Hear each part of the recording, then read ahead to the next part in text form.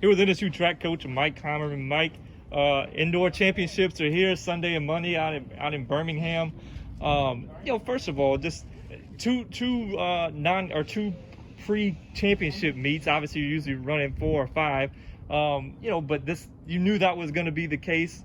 How is this team kind of prepared to go into this final week before championships? Well, it's been a very, very odd year with COVID.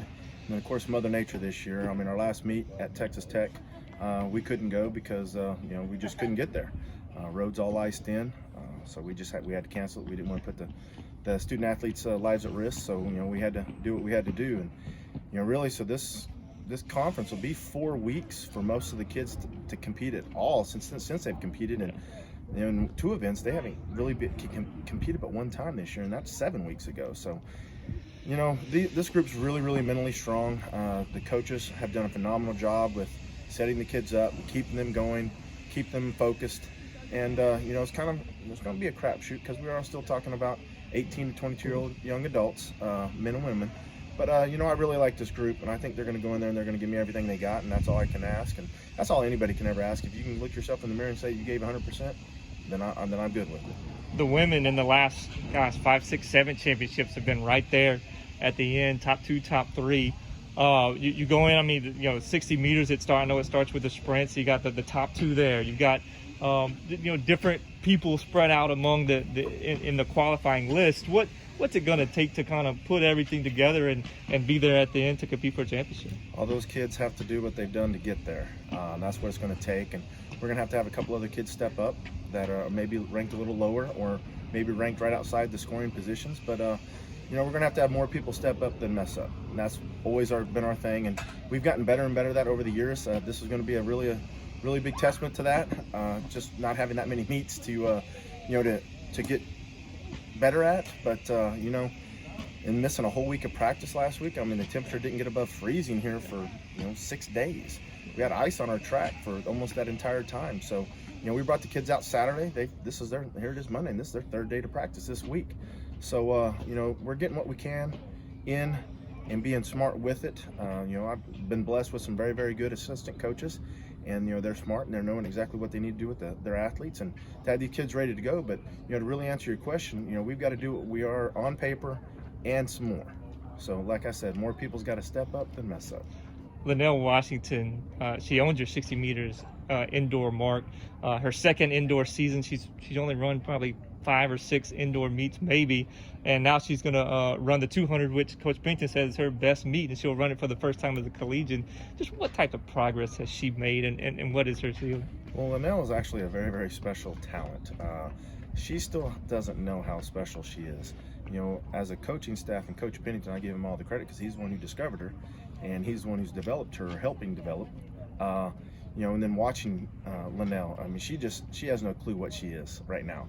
And most kids don't. The special ones really, they downplay it. They think that they're just average. Linnell's special. I mean, we saw that last year running the time that she did, and really she only ran 2 meets last year. This year she's only ran twice. And, she's a special talent. So it's exciting because she's just low-key. Linnell's just a happy-go-lucky young lady and works. She's been battling some injuries, but some of that stuff is her still learning on what's an injury and what's pain. Because really, she was just a basketball player in high school that did some track, and they hardly trained. She just went to the meets and ran, and she was just super, super talented. So, she's still learning some stuff, as all these kids do, and really we all still learn. I mean, every day it's a learning something.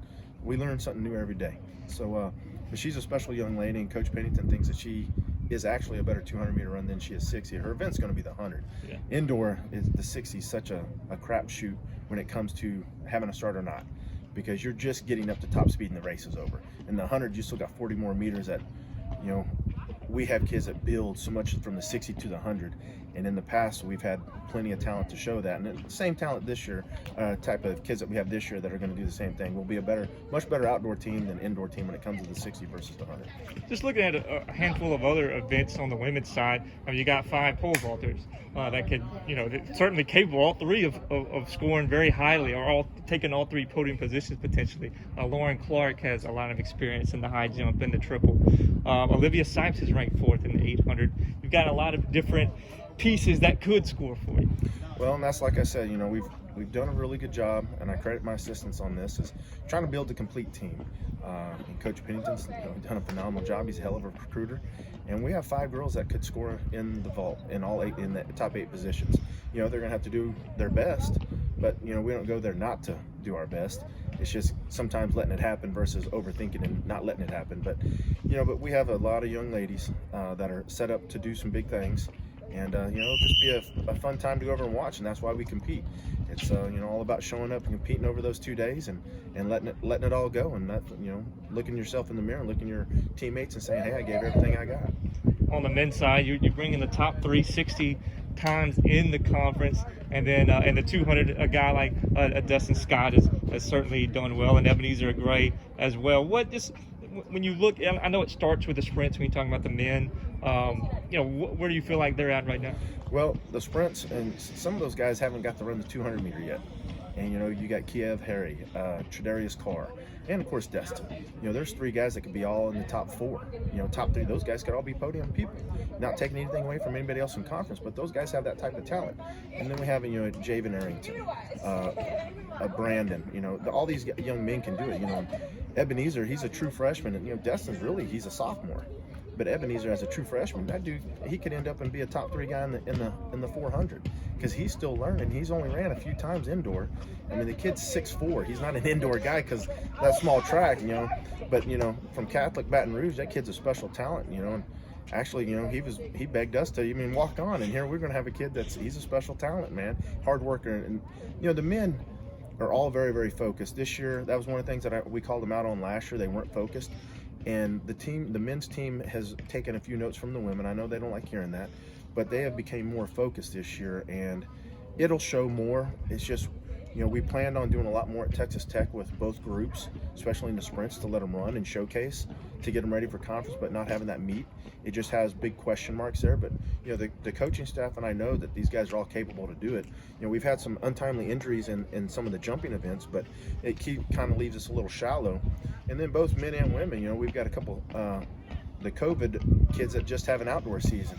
I mean, we're going to have a lot more show up outdoor than what we have indoor. But we're a very young team. We don't have any seniors on really either gender. So it's, I don't think we have any. So that's going to the meet. So it's all freshmen, sophomores, and juniors, and really it's a lot of freshmen and sophomores. So it's a fun group, hard-working group, and they just kind of all sit there and listen. At least I think they listen. At least they're quiet and they look like they're listening. But it's a fun group. They go out there and they do whatever we ask, and man, that's all you can ever ask as a coach. Is the group just goes out there and does what you ask, and sometimes they might not execute everything perfectly, but we don't have any mistakes. It's all learning experiences, and it'll be some more stuff to learn for outdoor. That Birmingham Sports Complex is a really fast track. What are the chances that somebody could get one of those top 16 times and make a national appearance? We do have a few people that could. Of course, the right thing's got to click, but some of the sprinters have an opportunity. Lauren Clark in the triple jump and the high jump she's more than capable. She's only had 1 meet. I mean, she unfortunately was in COVID under contact tracing and then missed her first meet. Second meet, we got to jump, and she missed like 10 or 12 days of training, and then she's been really on fire, and then we had to cut Texas Tech. So I expect some big things out of her, but there's a couple sprinters that could, Linnell, Kiev, Trey, all those guys. I'm leaving some of them off, but they could all make a splash and maybe make that national meet. So it's just kind of again a crapshoot, and whatever happens, and it's going to really happen with the start, especially in that 60. Mike, thank you so much. Thank you.